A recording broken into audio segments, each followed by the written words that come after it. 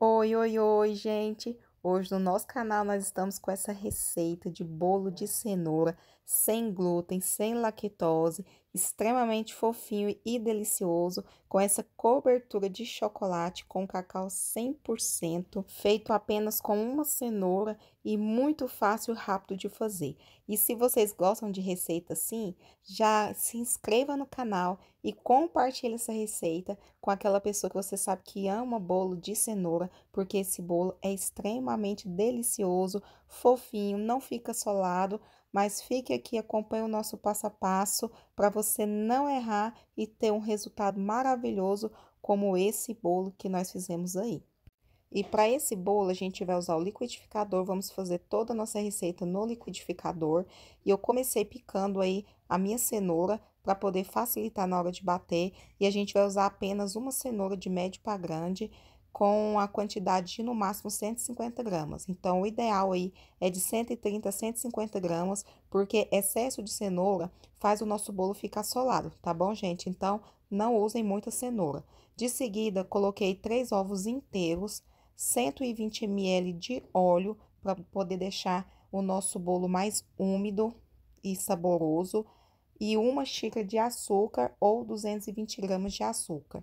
Então, a gente vai levar tudo para bater por mais ou menos 3 minutos ou até ficar tudo bem homogêneo, né? Triturar toda a nossa cenoura. Lembrando que excesso de cenoura faz o nosso bolo ficar solado, então essa quantidade é uma quantidade ideal para a quantidade de secos que a gente vai usar na nossa receita. De seguida, vou colocar aí uma xícara de fubá e uma xícara de amido de milho, e esse amido de milho vai deixar o nosso bolo ainda mais fofinho e leve, e uma pitada de sal. Nesse momento, vou levar para bater apenas no pulsar. Não vou bater demais, apenas pulsando por 1 minuto até incorporar todos os meus líquidos com seco, e aí a nossa massa já estará pronta.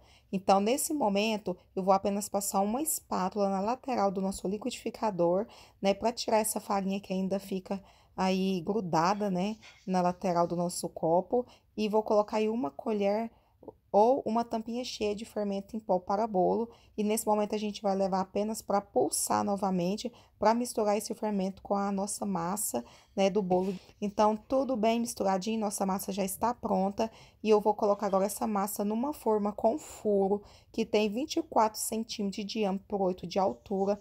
Essa forma eu untei com óleo e polvilhei com fubá, e vou levar para assar no forno a 180 graus, por aproximadamente 40 minutos, ou quando enfiar a faquinha, sair bem limpinha a nossa faquinha, vocês vão perceber que esse bolo cresce bastante, fica extremamente fofinho, não é aquele bolo que a gente vê muitas vezes aí na internet, que parece um pudim de tão solado que ficou. Então, segue o passo a passo com essa dica que deixamos aí da cenoura, que o seu bolo também ficará perfeito. Então, aí a nossa massa já está toda na forma, olha o tanto que ela fica linda, e assim que ficar pronto o nosso bolo, eu já volto a mostrar o resultado para vocês. Nosso bolo está completamente assado, olha o tanto que ele cresceu. Enquanto ele está esfriando, eu vou passar aí para minha cobertura.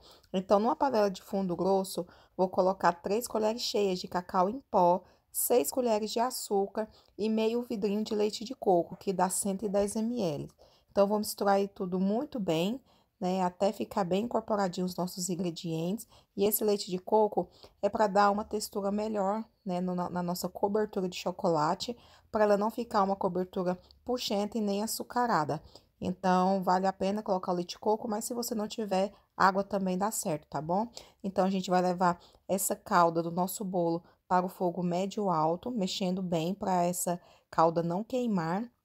E quando levantar a fervura, ela vai ficar mais ou menos uns de 3 a 4 minutos aí no fogo, já será o tempo ideal para ela engrossar, né? Já ficar um pouquinho mais espessa para a gente colocar por cima do nosso bolo. Não pode ficar muito tempo, porque senão essa calda açucara. E o ponto dela é quando a gente pegar com a espátula, né? Essa calda vai escorrer pela espátula num fio mais espesso, como se fosse uma calda que a gente compra para colocar em sorvete. Então, aí dá para perceber, né, que é uma calda que cai fina, porém mais espessa.